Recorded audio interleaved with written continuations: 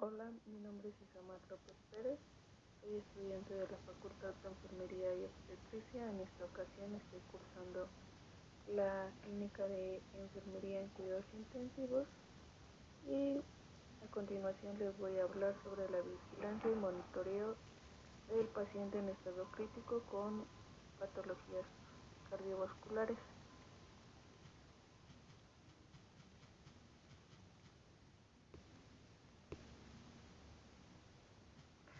Para comenzar, vamos a ver el concepto de qué es la monitorización.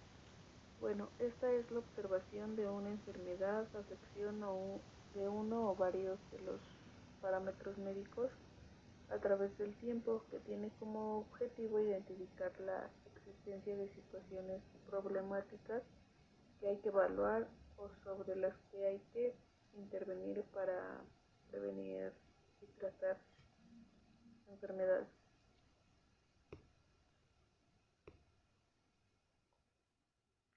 Bueno, uno de los objetivos de la monitorización hemodinámica del paciente crítico es alertar. Esto es según la condición del paciente y el nivel de monitorización avisa cualquier deterioro en la función que se está midiendo. También es tener un diagnóstico continuo, el cual nos permite observar el comportamiento y los cambios del paciente en una condición determinada. Y por último, la guía terapéutica, que esta facilita la evaluación y corrección de las medidas terapéuticas que se implementaron para su valoración.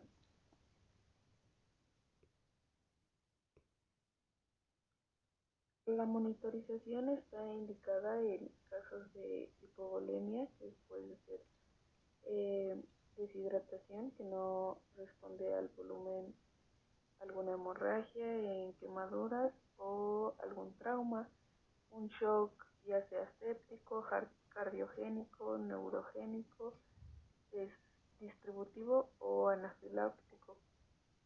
En algunas alteraciones de la función cardíaca, como pueden ser la insuficiencia cardíaca congestiva, miocardiopatías o algún infarto agudo del miocardio, en traumatismos craneoencefálicos graves y en alguna cirugía mayor que requiera la monitorización.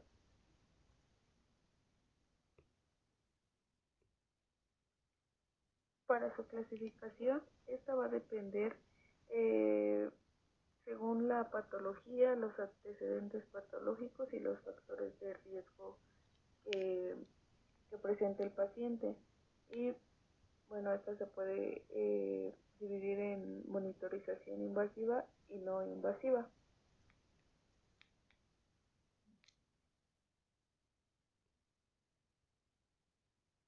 Para la monitorización no invasiva, esta nos va a ayudar a evaluar los signos vitales, como son la temperatura, la presión arterial, la frecuencia cardíaca, eh, el monitoreo electrocardiográfico, la frecuencia respiratoria, oximetría de pulso, capnografía y el gasto cardíaco.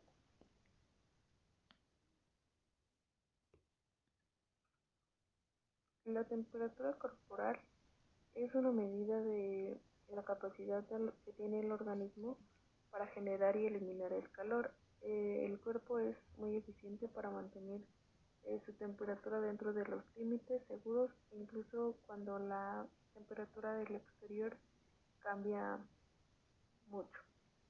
Tenemos que la temperatura normal va de 36 a 37.5 grados centígrados y cuando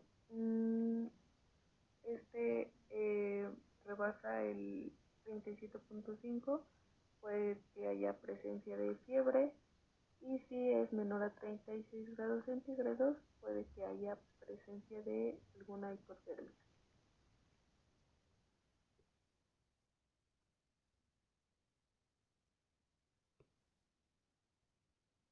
Como sabemos, la presión arterial es la fuerza ejercida por la sangre contra las arterias. Esto es a medida que el corazón bombea, eh, fuerza la salida de la sangre a través de las arterias que transportan la sangre por todo el cuerpo.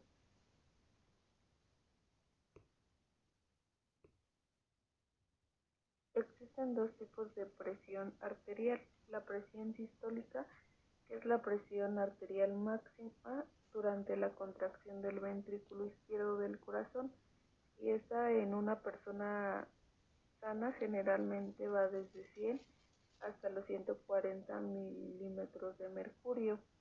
Y la presión diastólica es la presión arterial mínima durante la relajación y la dilatación de los ventrículos del corazón, cuando estos se llenan de sangre, y en una persona saludable suele ser entre los 60 y los 90 milímetros de mercurio.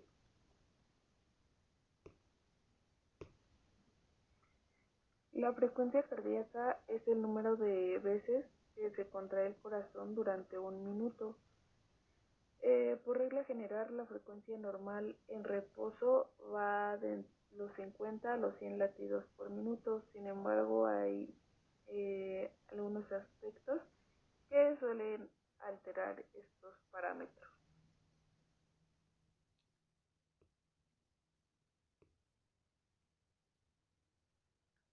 Los mejores lugares para encontrarse el pulso son las muñecas, el interior del codo, eh, al costado del cuello y en la parte superior del pie.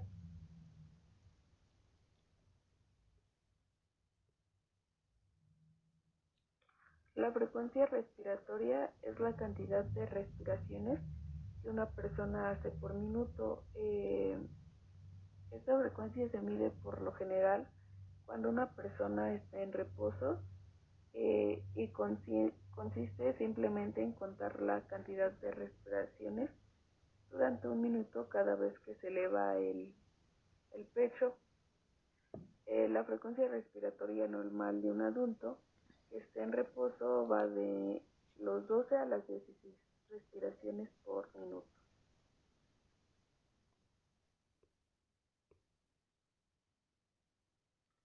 La oximetría de pulso, esta es una prueba indolora que mide el nivel de saturación de oxígeno o los niveles de oxígeno en la sangre.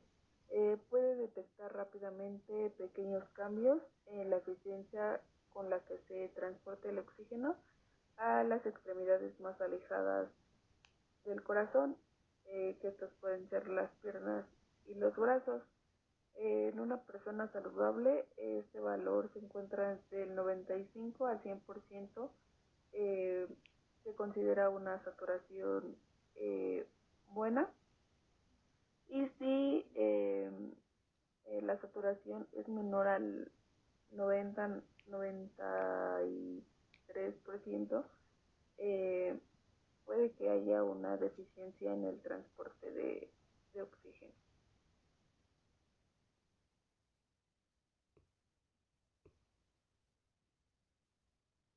El gasto cardíaco es otro tipo de monitorización no invasiva. Tenemos que este es eh, el producto de la frecuencia cardíaca y el volumen sistólico, o sea, el volumen sanguíneo inyectado por el corazón en un minuto.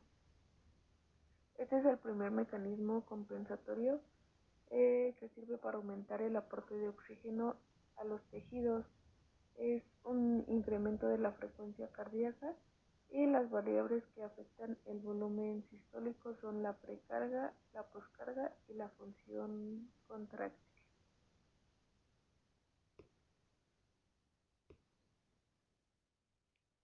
La precarga es una medición o estimación del volumen ventricular telediastólico, que es el final de la diástole, y este depende del estiramiento del músculo cardíaco previo a la contracción.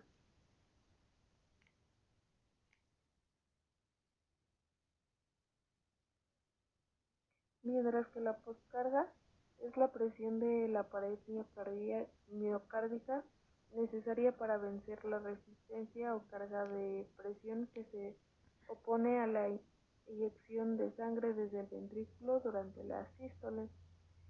Cuando hay mayor poscarga, se debe de ejercer más presión en el ventrículo, y lo que genera más trabajo y menor eficiencia en la contracción.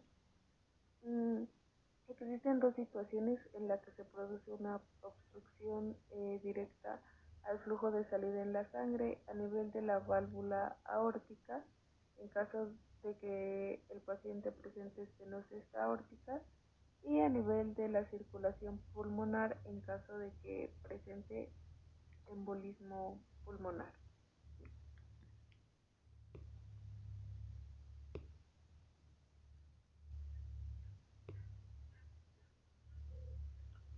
Y la contractilidad es la capacidad de acortamiento de las fibras miocárdicas durante la sístole. La contractilidad es altamente dependiente de las otras dos variables, y la precarga y la poscarga. Otro factor que pueden afectar a la contractilidad son la activación simpática endógena, la acidosis, la isquemia, los mediadores inflamatorios y los agentes vasoactivos que se le pudiesen llegar a administrar al paciente.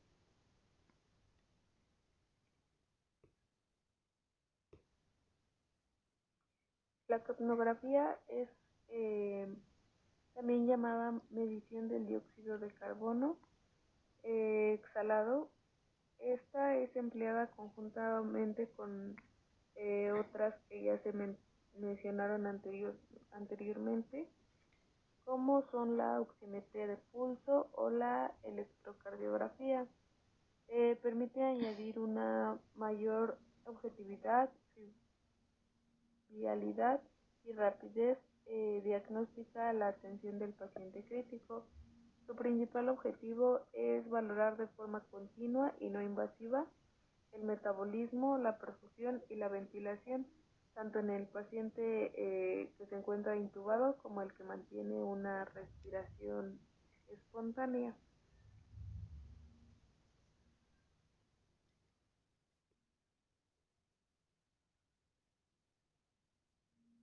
Para una descripción de un capnograma normal, tenemos que el AB es la fase 1, y en esta se da la ventilación del espacio muerto de dióxido de carbono, esto es igual a 0. La fase 2, que es la de BAC, en esta la ventilación del espacio muerto junto con el alveolar incrementa de forma rápida el dióxido de carbono. Y la fase 3, que va de CAD, también es llamada meseta alveolar, que en esta se da la ventilación alveolar. Y la fase 4, que va de la letra D a L, vuelve a ser el inspiración.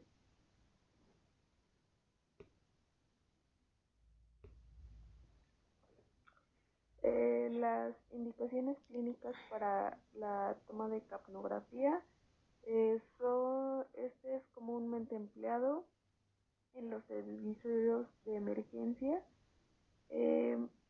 y sirve para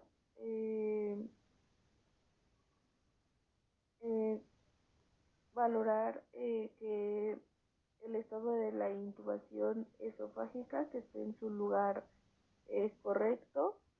También nos muestra si hay una extubación o el tubo endotraqueal se encuentra obstruido, así como la hiperventilación del paciente, o en su caso lo contrario, que sería la hipoventilación,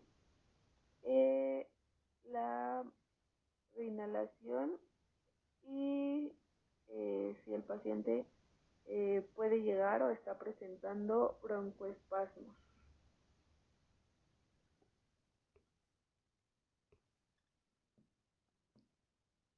Para el monitoreo electrocardiográfico, tenemos que esta es una técnica que mide el ritmo cardíaco y la frecuencia cardíaca. Esta es empleada para la detección de algunas arritmias e isquemia del miocardio y para la evaluación del buen funcionamiento del marcapasos. Puede ser realizada a pie de cama o con el estar conectado a una estación central de arritmias mediante un cable o por telemetría.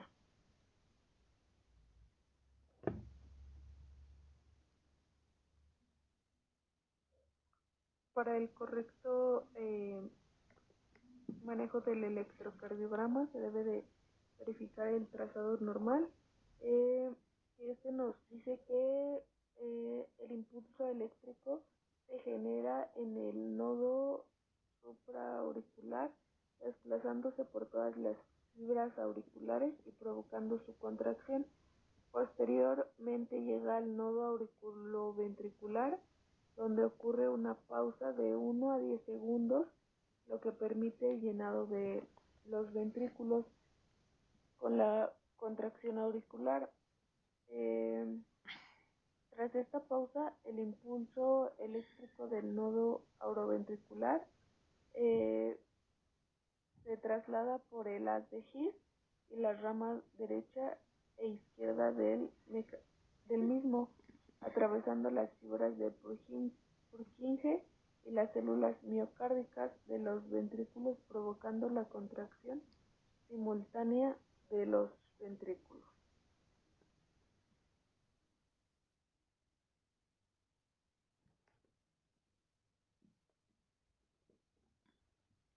Electrocardiográficamente podemos detectar las siguientes ondas.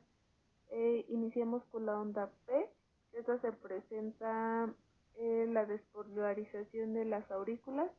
Tiene una morfología rodeada con una duración máxima de 0.10 segundos y un voltaje de 0.25 voltios. Es positiva en todas las derivaciones, salvo a la ABR del plano frontal, que en esta es negativa, y en la derivación B1 del plano horizontal. También tenemos la onda Q, que en esta se presenta la deflexión negativa inicial resultante de la despolarización ventricular, que precede una onda R. La duración de la onda Q es de 10 o 20 milimicras de segundo. Esta no puede superar normalmente los 30 segundos. La onda R es la primera deflexión positiva durante la despolarización ventricular. La onda S es la segunda deflexión negativa durante la despolarización ventricular. También tenemos la onda T, que es la deflexión lenta producida por la repolarización ventricular, y la onda U.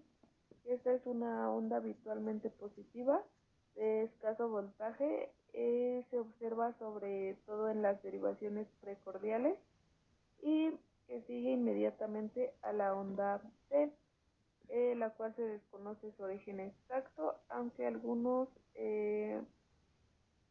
dicen que se debe a la repolarización de los músculos papilares.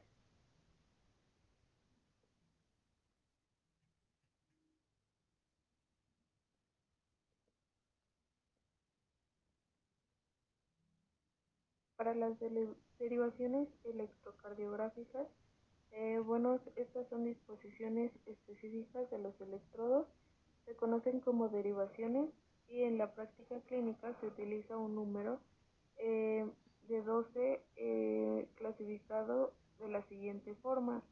Las derivaciones del plano frontal son de tipo bipolares y monopolares, y las bipolares fueron creadas por Wilhelm Einthoven y registran la diferencia de potencial eléctrico que se produce entre dos puntos.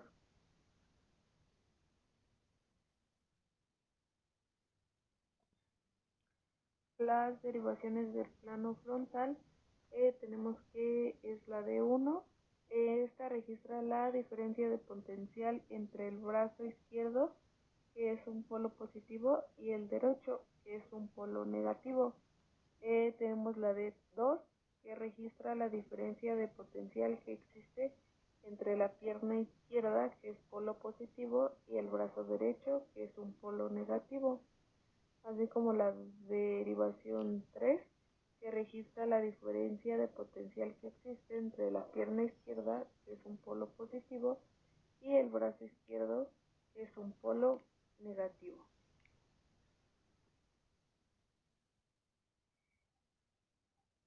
Mientras que las derivaciones monopolares aumentadas registran el potencial total en un punto del cuerpo. Esta fue ideada por Frank Wilson, quien unió las tres derivaciones del triángulo de Einthoven y a cada una a 3 de la resistencia de un punto o un central terminal de Wilson, donde el potencial eléctrico es cercano a cero.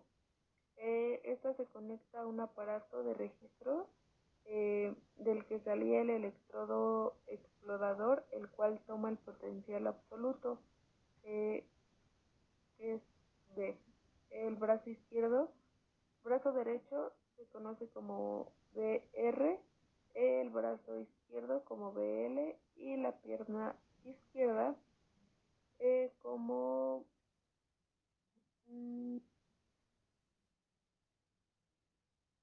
como BF.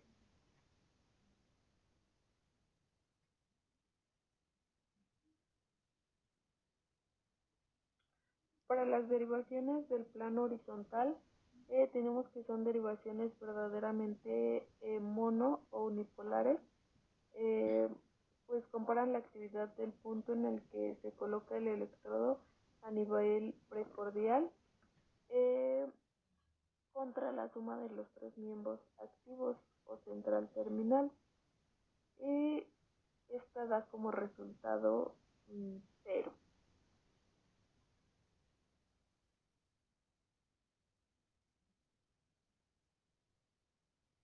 La localización precordial de los electrodos es la siguiente. Eh, B1 va en la intersección del cuarto espacio intercostal derecho con el borde derecho del esternón. B2 se encuentra en la intersección del cuarto espacio intercostal izquierdo con el borde izquierdo del esternón. B3 se encuentra a mitad de distancia entre B2 y B4.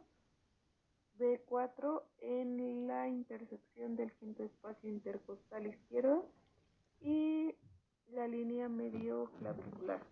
B5 en la intersección del quinto espacio intercostal izquierdo y línea axilar anterior.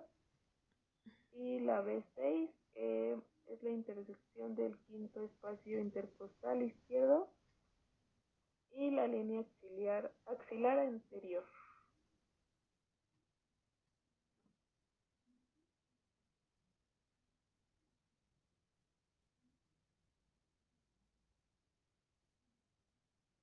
La taquicardia ventricular se origina en el sistema de conducción ventricular. Por lo general es un área de tejido de conducción que ha sido afectada por una lesión celular o por algunos cambios electrolíticos locales. Un pequeño circuito se genera en las fibras de conducción y transmite un impulso rápido a través de los ventrículos, debido a que no se está utilizando el sistema de conducción normal a través de los ventrículos. La ola de conducción tarda mucho más tiempo en viajar a través de la masa ventricular. Esto explica por qué el complejo QRS es ancho y de forma anormal. Debe iniciarse pronto un tratamiento, ya que este tipo de arritmia el corazón no puede cumplir de manera competente su función mecánica.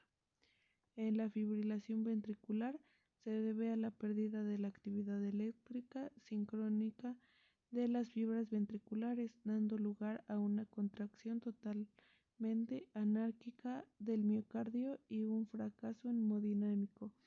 En el electrocardiograma aparece una irregularidad continua sin existir definición de QRS. Esta puede ser letal. El síndrome coronario agudo con elevación del segmento ST.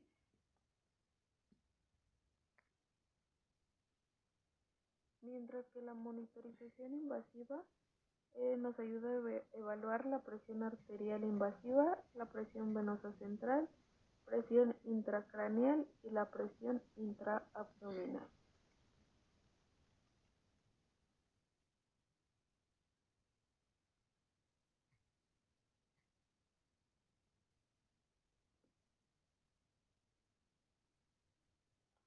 La presión arterial invasiva tiene como objetivo el control de la presión arterial continua. También ayuda a detectar al momento cambios o alteraciones en la clínica del paciente y en consecuencia pues se puede actuar más rápido.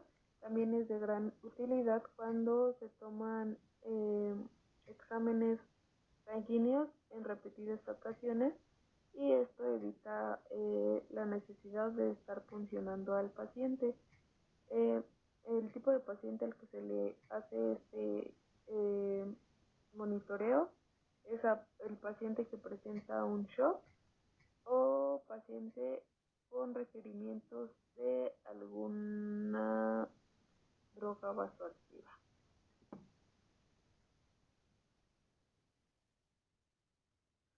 Los materiales requeridos para la realización de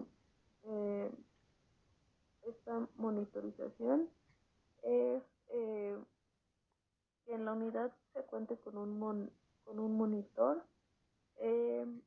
tener cable interfase, un transductor, algún catéter arterial adecuado a la edad del paciente que se le va a realizar, suero, solución fisiológica y una bomba de infusión.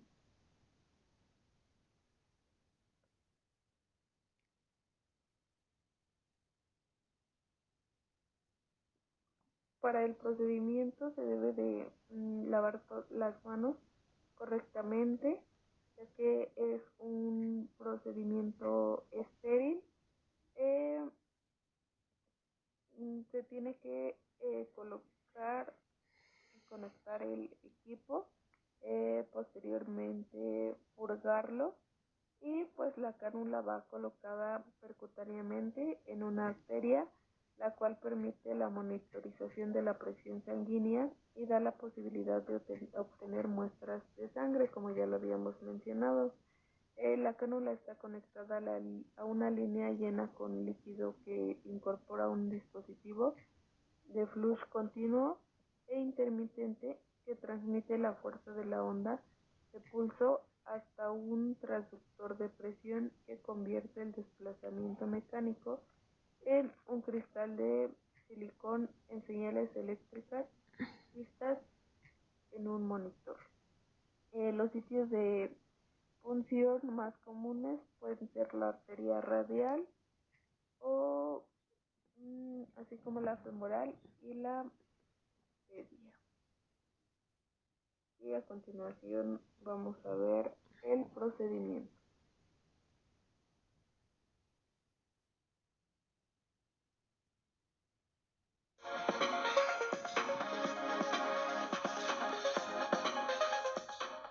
Este video tutorial está estructurado en dos partes. Una orientada hacia las TCAE en cuanto a la preparación del material de la presión arterial invasiva y otra orientada a las enfermeras en cuanto a la monitorización de la presión arterial invasiva, donde se va a especificar cómo montar todo el sistema para la presión arterial invasiva y ponerlo y nivelarlo a cero.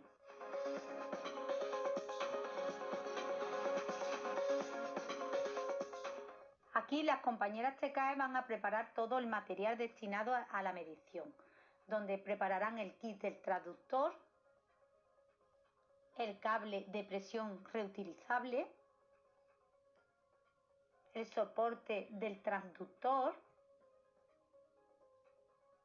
un suero fisiológico de 500 de 1000 que la enfermera ya lo heparinizará y una bolsa de infusión de presión o presurizador y además el palo de gotero.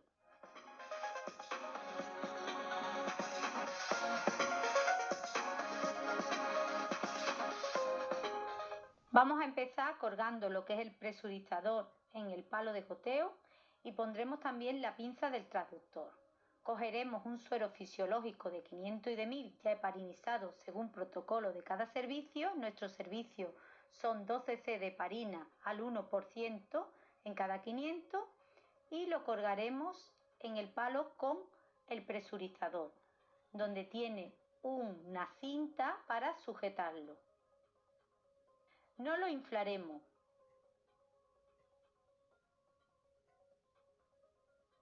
Una vez que lo hemos colgado en el palo, debe de mantener una distancia de 60 centímetros desde la cápsula del transductor al presurizador. Quitamos el sello del suero fisiológico y vamos a pinchar el kit del transductor al suero fisiológico.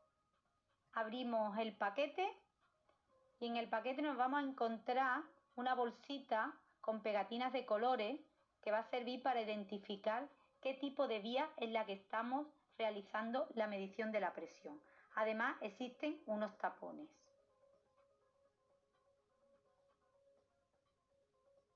Vamos a colocar el transductor en el soporte .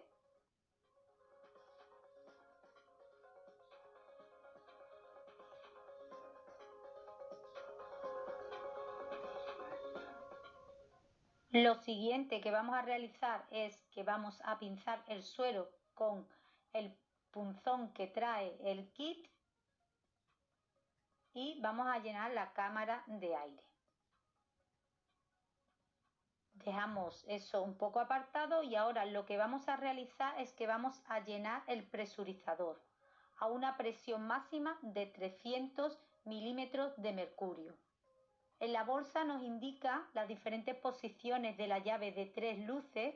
En función de la posición de la llave se inflará, desinflará o se mantendrá constante el inflado del presurizador.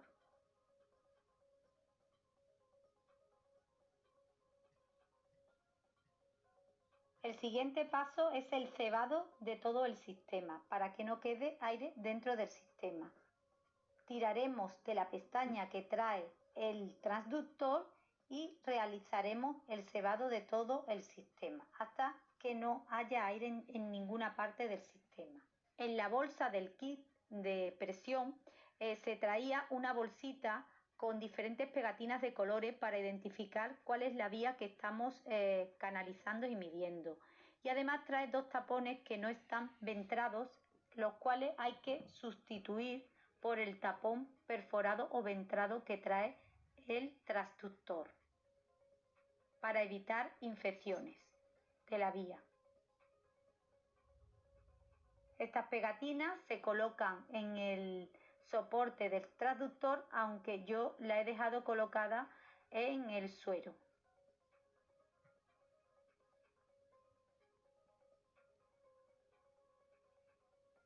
Una vez que ya está todo cebado, vamos a encajar la interfase al cable de medición de presión que irá al monitor.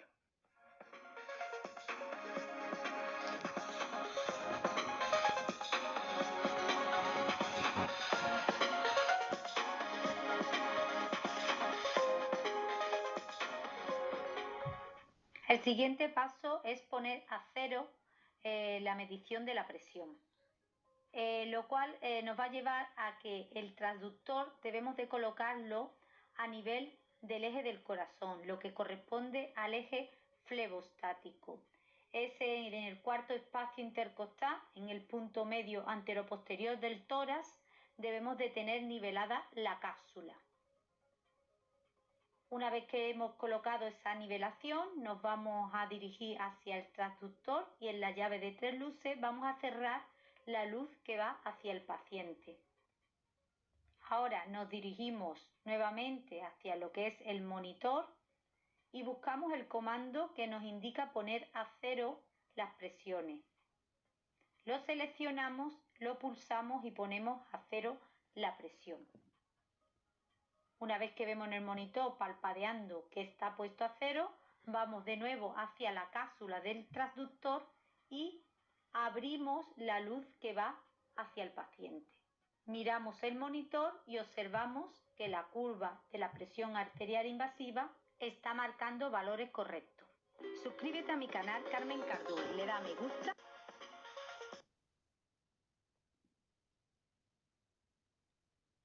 Para la presión venosa central, esta es la presión mediada a través de la punta de un catéter que se coloca dentro de la aurícula derecha. La presión de la aurícula derecha se puede medir de 3 maneras. Por un manómetro de agua conectado a un catéter central, a través de la luz proximal de un catéter colocado a la arteria pulmonar y a través de una vía colocada dentro de la aurícula derecha y conectado a un sistema transductor de presión.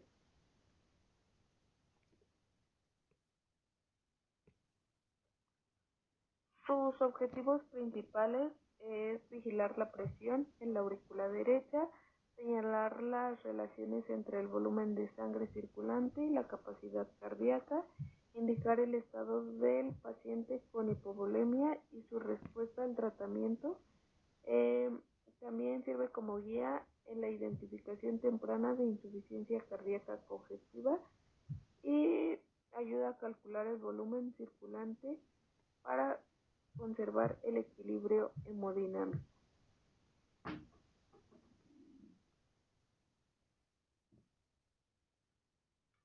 El material y equipo requerido para este procedimiento es un manómetro de presión venosa central, llaves de 3 vías o alguna solución intravenosa, puede ser fisiológica, sistema de administración intravenoso, que sería el normogotero, y un tripié o pentapié.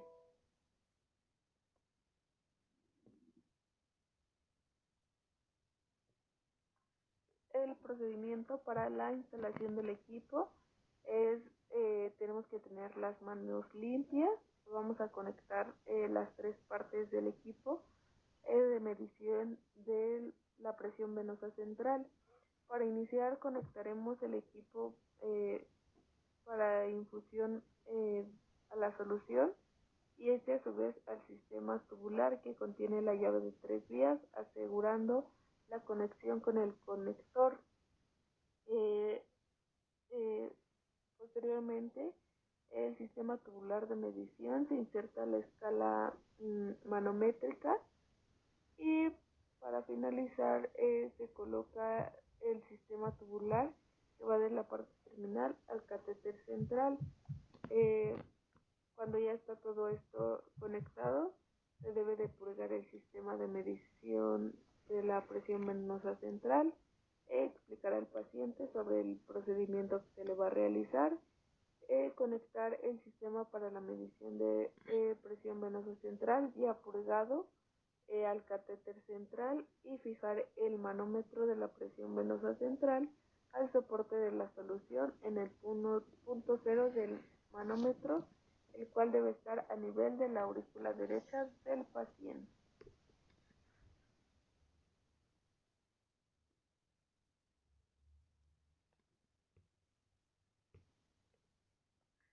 El procedimiento para la medición de la presión venosa central es colocar al paciente en una posición de decúbito supino con la cama dispuesta horizontalmente. En caso de algún estado respiratorio, bajar la cabecera de la cama tanto como pueda tolerar y medir la presión venosa central, anotando el ángulo de la cama en el expediente para que la medición siempre se realice en la misma posición.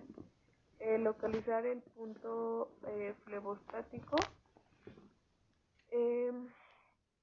purgar el equipo, girar la llave de 3 vías siguiendo las manecillas del reloj de tal manera que la solución llegue al manómetro a la altura de 20 centímetros de agua o a 2/3 de su capacidad. Girar nuevamente la llave para que la solución contenida en el manómetro fluya hacia el paciente. Observar el descenso de la solución a través del manómetro. El líquido debe fluctuar con cada fase de la respiración. El nivel en el que se detiene el descenso de la solución es la cifra que se registra de la presión venosa central. Colocar la llave de 3 vías en la posición que permita el acceso de la solución intravenosa al paciente, controlando la permeabilidad y la velocidad del flujo. Lavarse las manos, registrar la cifra obtenida de la presión venosa central en centímetros de H2O y la hora de la verificación. Vigilar constantemente el sitio de infección y conservar una técnica aséptica. Mantener el equipo y conexiones limpias para evitar infecciones y realizar la curación del catéter de acuerdo al protocolo institucional.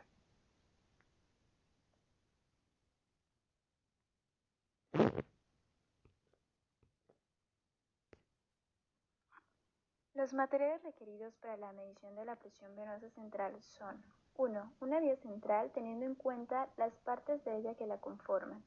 2. Un manómetro o regla para la medición de la presión venosa central. 3. Un sistema de gotero. 4. Una solución fisiológica al 0.9%. 5. Un soporte de suero y por último una llave de 3 pasos. Los requisitos a tomar en cuenta antes de realizar el procedimiento son: 1. Identificación del paciente. 2. Informar al paciente del procedimiento a realizar. 3. Colocar al paciente en una posición adecuada, en este caso en decúbito supino. 4. Colocar el manómetro de manera que el punto cero coincida con la línea media axilar que corresponde con la aurícula derecha. Disponer de un catéter canalizado de la vena basílica o yugular externa hacia la vena cava o aurícula derecha.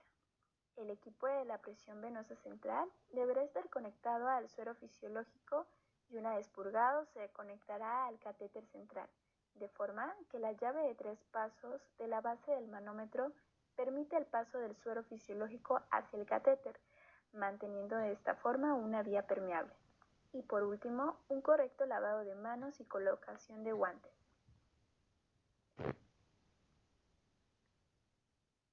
La técnica para la punción y canalización de la subclavia, en donde existen varias vías de abordaje, tanto supra como infraclavicular para esta vena. Sin embargo, la más ampliada es la infraclavicular. A continuación, se va a describir la técnica. 1.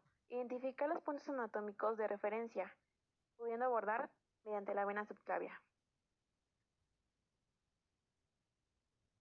2. Anestesiar la zona. Infiltración con anestésico local con lidocaína al 1%. 3. Punción y canalización. Se realiza a nivel de la unión del tercio medio con el tercio interno de la clavícula y aproximadamente 1 centímetro por debajo de esta. 4. Inserción de la guía.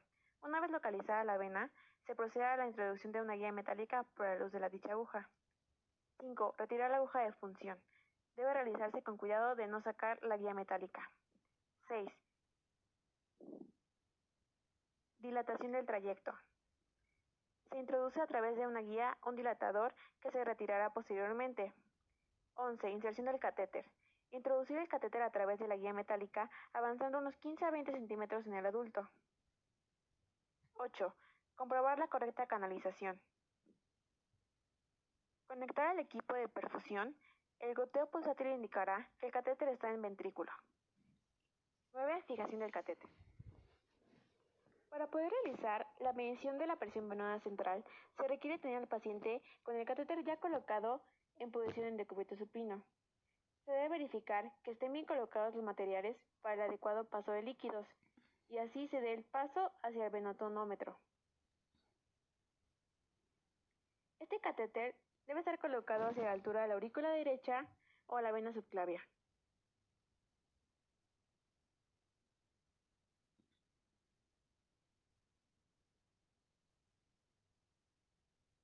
Posteriormente, se debe poner la regleta del venotonómetro a la altura de la línea media axilar. Esta debe estar colocada a nivel de cero, ya que si no es colocada a esa altura, puede conducir a la lectura errónea.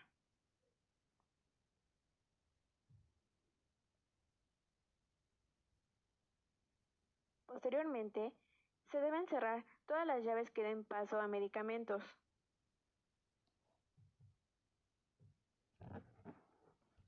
Y se debe dejar abierta la que dé paso a la medición de la presión.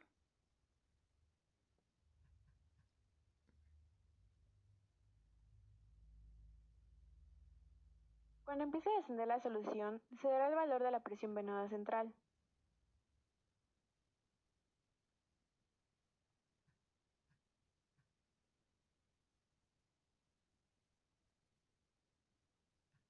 Donde el valor normal es de 6 a 12 centímetros de agua si es colocado en la vena cava superior y de 0 a 5 si es colocado en la aurícula derecha.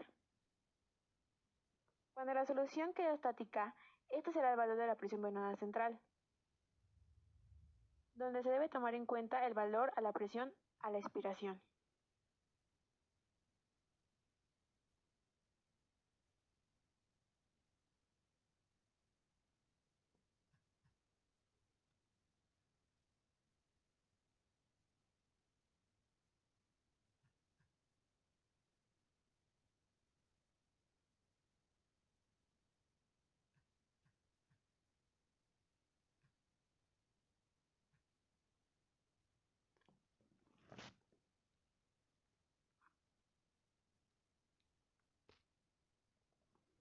Para la presión intracraneal, esta es el resultado de la relación dinámica entre el cráneo y su contenido. El contenido compartimiento está constituido por el parénquima cerebral, el volumen sanguíneo cerebral y el volumen de líquido cefalorraquídeo.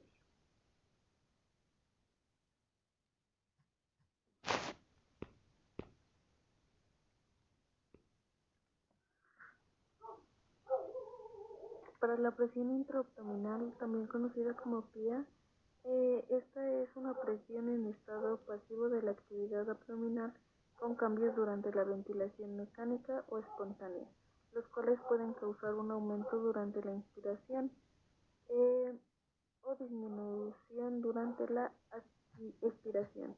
Su valor normal es de 5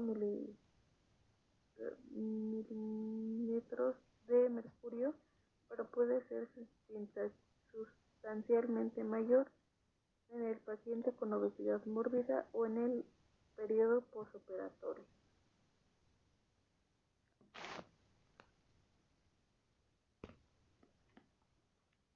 Para la toma de la presión intraabdominal es necesaria realizar una asepsia, antisepsia y colocación de campos estériles. Se coloca la cama en posición horizontal y al paciente en decúbito supino con la sonda de balón a 90 grados en relación con su pelvis. Se localiza el punto cero de la regla de medición situada a nivel de la sínfisis del pubis, luego de verificar que la vejiga se encuentre completamente evacuada a través de una llave de 3 vías. Una rama de esta se conecta al sistema de drenaje urinario y la otra al sistema de medición de presión, que puede ser hidráulico o electrónico, ubicada en la porción distal de la sonda vesical estéril. Se infunden 100 mililitros de cloruro de sodio al 9% y seguidamente se varía la posición de la llave y se deja pasar solución necesaria para que el tramo de la escala quede libre de burbujas de aire. la sonda vesical se comunica con la escala de medición y el menisco de agua. La orina comienza a descender hasta alcanzar el valor de presión intraabdominal. Este debe tener una pequeña oscilación con la aspiración que se verifica presionando bajo el vientre del paciente y observando el ascenso del menisco con aumento de los valores de dicha presión. El resultado de la presión intraabdominal se recoge en centímetros de agua y se convierte en milímetros de mercurio mediante una sencilla operación matemática multiplicando por 1.36.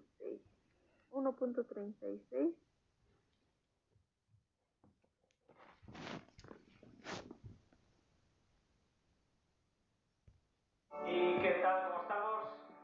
Hoy vamos a hacer un vídeo sobre cómo medir la PIA, la presión intraabdominal, con este sistema, ¿vale? Este es un Unimeter con el sistema de PIA ya montado. Es un sistema muy sencillo y nos viene montado ya simplemente para instalarlo. Es muy sencillo. Imaginemos que el paciente ya lo tenemos soldado, simplemente lo conectaríamos a la sonda vesical, conectado, estaría conectado, y deberíamos comprobar que esto siempre debe estar cerrado, ¿vale? Aquí es donde hace el cambio de presiones para hacer la medición y esto lo tenemos que pinzar, Así lo deberíamos dejar siempre para hacer la medición, siempre deberíamos dejar así. En este caso, cerraríamos aquí para hacer la medición. Cerramos, paciente en decúbito supino, el paciente debe estar en decúbito supino, debemos todo el mundo deberíamos medir de la misma manera y para eso, a nivel de la línea media axilar y al nivel de la cresta ilíaca, ahí deberíamos hacer una marca. ¿Por qué? Lo ideal sería que todos hiciéramos la medición desde el mismo punto, así no habría oscilaciones de uno lo mide un poquito más arriba, un poquito más abajo, porque eso puede variar bastante a la hora de medir, pueden ser 3 o 4 puntos de diferencia. Entonces, si hacemos una pequeña marca, allí todos van a medir de la misma manera, ¿vale? Línea media axilar al nivel de la cresta ilíaca. Entonces, paciente en supino, le he hecho la medición, busco el cero, ¿vale? Está la sonda aquí, está cerrada, abriría, conforme que esto está cerrado, que esto tiene orina completo, porque si no, no se puede hacer la medición como toca, y ahí suelto, ¿vale? Esperamos unos 20 segundos, más o menos, empieza a oscilar, suele oscilar con la respiración, no debería oscilar con la respiración, mejor dicho, y pasados esos 20 segundos, cojo la medición de más abajo, de la parte baja, ¿vale? Entonces, cuando se para, ahí anoto unos 20-25 segundos, anotaría de la parte más abajo, de la oscilación por abajo de la sonda. Una vez terminado, pinzo de nuevo y suelto. Ya estaría medida la piel, ¿vale? El Unimeter, lógicamente, lo vamos a poner en la cama. Esto no debería estar arrastrando por el suelo, debería estar en la cama, ¿vale? Que no arrastre por ahí, porque si no, este sensor, esto hace el cambio de presión, es donde hace la medición, el cambio del atmosférico y hace la de presión, de aquí mide. Si se mancha de gotitas, aquí veis, esto es muy sensible. Si está manchado de gotitas y está mojado, hay que cambiarlo. Podría llegar a medir, pero la medición no sería correcta. Entonces, siempre que veáis este dispositivo manchado, hay que cambiarlo, ¿vale?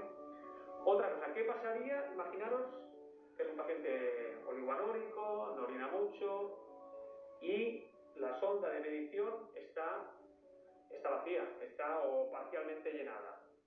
Volvemos a pinzar aquí. Podríamos purgar el sistema con suero fisiológico o agua destilada, ¿vale? De una manera estéril, lógicamente. Lo llenamos y así tendríamos todo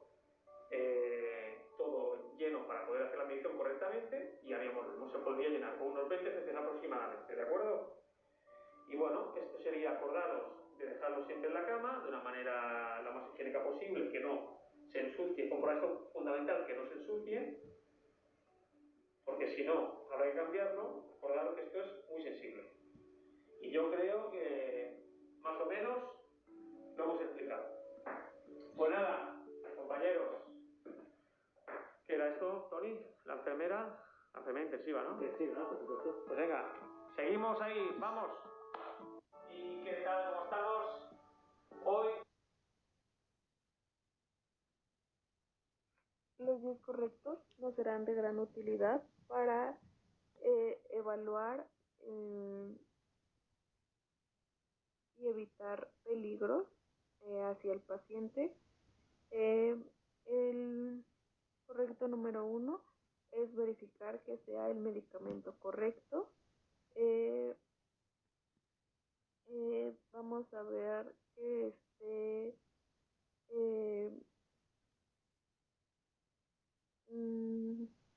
en dilución correcta, así como que se encuentre indicado en la hoja de enfermería y la dosis que se le va a administrar al paciente. Vamos a verificar que la vía de administración sea correcta y la hora de administración que esté en el momento indicado. Que sea para la administración, vamos a verificar que sea el paciente correcto. Se le va a informar al paciente también qué medicamento se le va a administrar para que en caso de que sea alérgico, él no los mencione y evitar alguna intoxicación. Que la velocidad de administración sea correcta y se va a hacer un registro en la hoja de enfermería y se va a llevar a cabo un seguimiento.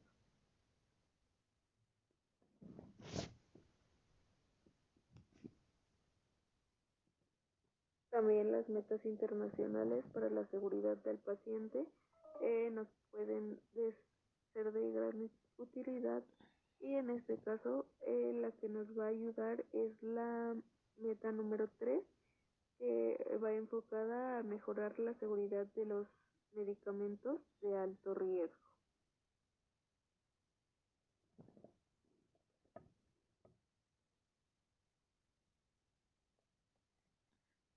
Los fármacos inotrópicos positivos, estos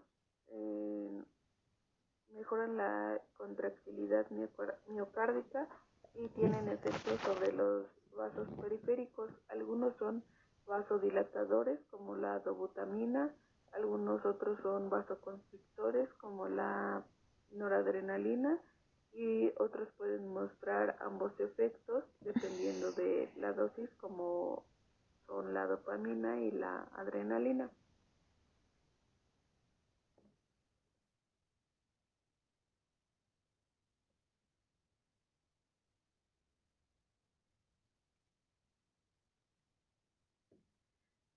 Los fármacos inotrópicos positivos, estos la dopamina viene en una presentación de solución inyectable en ampollas de 200 miligramos en 5 mililitros.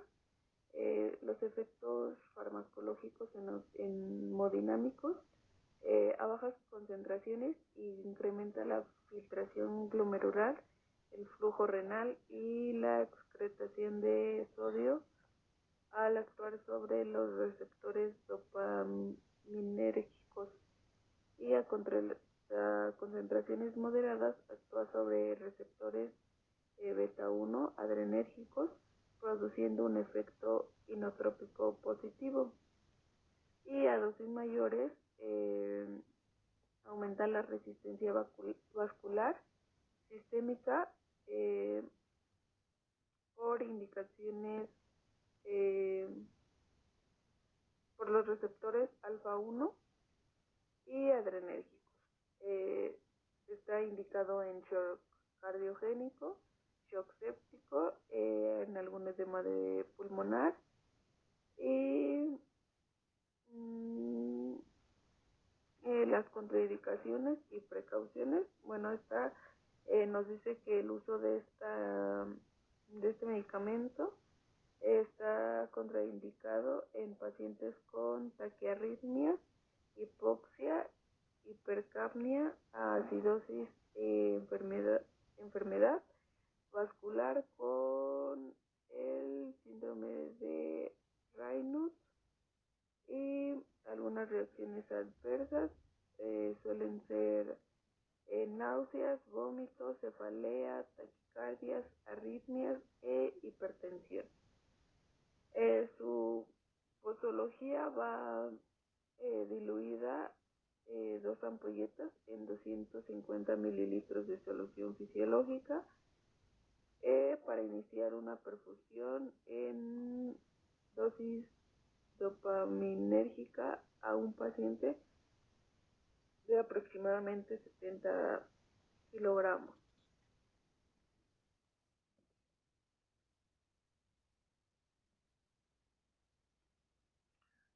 La dobutamina, esta viene en presentación de solución inyectable en ampolletas de 250 miligramos en 5 mililitros.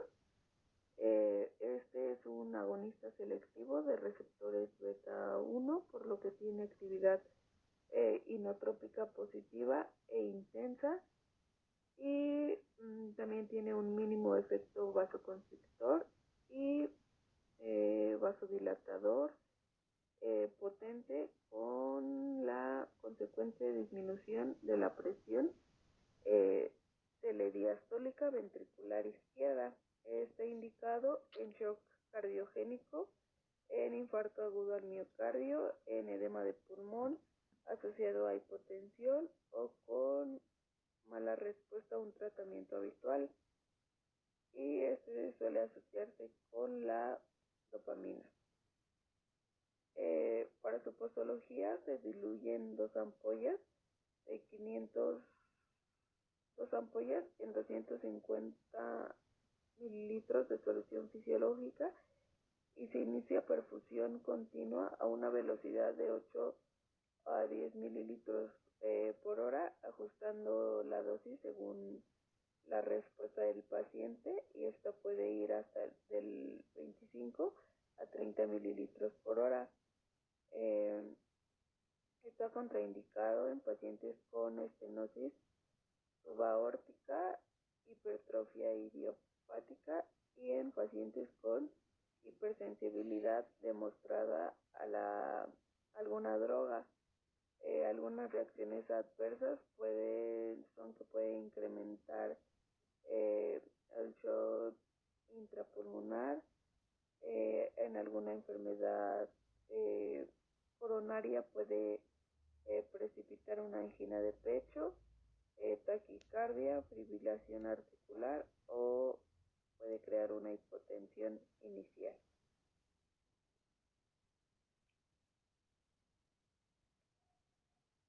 La adrenalina, esta viene en una presentación de solución inyectable en una ampolla de 1 miligramo por 1 mililitro.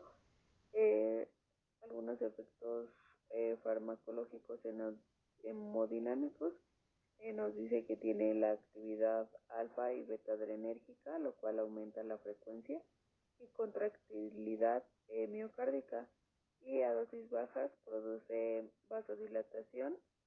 En cuanto a las dosis altas, incrementa la resistencia vascular sistémica. Está indicado en parada cardiorrespiratoria, shock anafiláctico,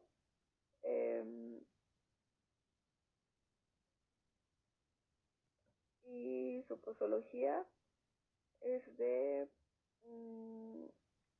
en parada respiratoria, un bolo de 1 miligramo por 1 mililitro intravenoso,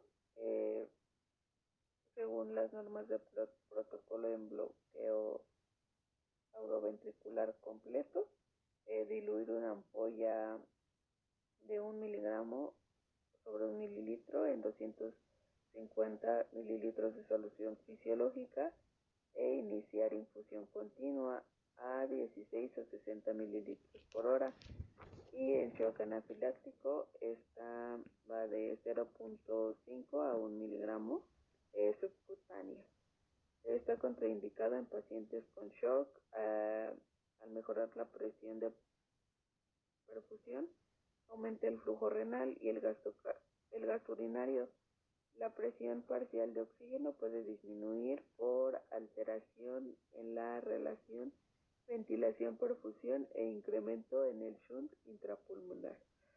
Y algunas de sus reacciones adversas son la ansiedad, náuseas, vómito, temblor, taquicardia sinusal, taquiarritmias supra o ventriculares, vasoconstricción y disminución en la función renal.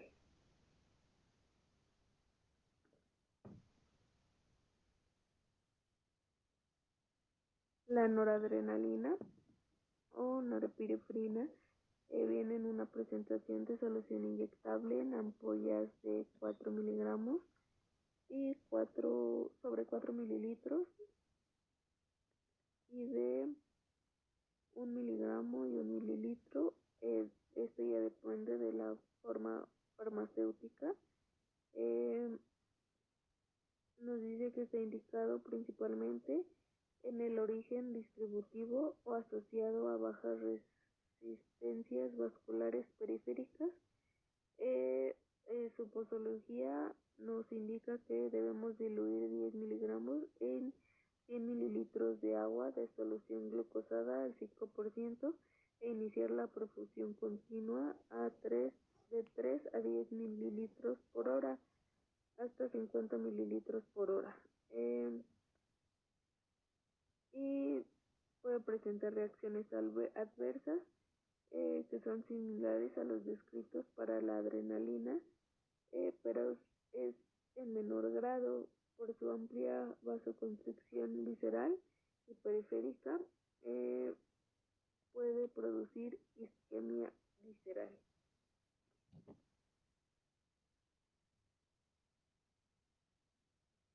La reanimación cardiopulmonar es un procedimiento de emergencia para salvar vidas que se utiliza cuando una persona ha dejado de respirar y el corazón ha dejado de latir. Esto puede suceder después de una descarga eléctrica, un ataque cardíaco, ahogamiento o cualquier otra circunstancia que interrumpa la actividad cardíaca.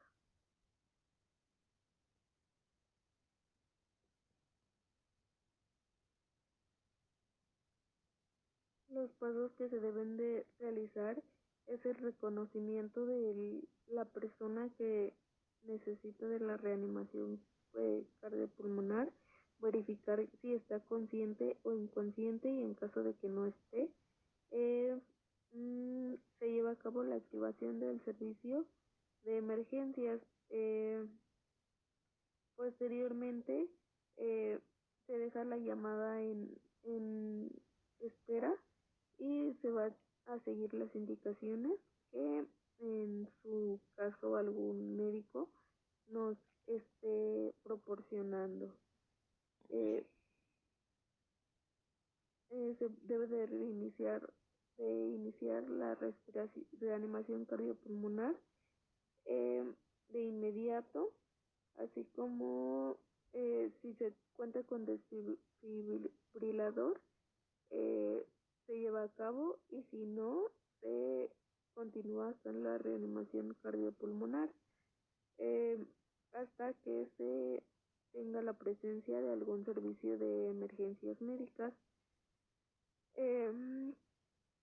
Por último, se tiene el soporte vital avanzado y se realizan los cuidados posparo cardíaco. Para realizar y dar una reanimación cardiopulmonar de calidad, tenemos que se debe de comprimir fuerte, al menos 5 centímetros y rápido. Estas compresiones van de entre 100 y 120 compresiones por minuto. Estas nos deben de permitir una expansión torácica completa. También se debe de minimizar la interrupción de compresiones, evitar la ventilación excesiva. También debemos de cambiar de compresor cada 2 minutos o antes si nos encontramos cansados. Si no hay un dispositivo de manejo avanzado de la vía aérea, considere una relación de compresión ventilatoria, la cual debe de ser de 30 compresiones por minuto y en un lapso de dos ventilaciones. El uso de la capnografía cuantitativa cuando se encuentra el equipo médico especializado.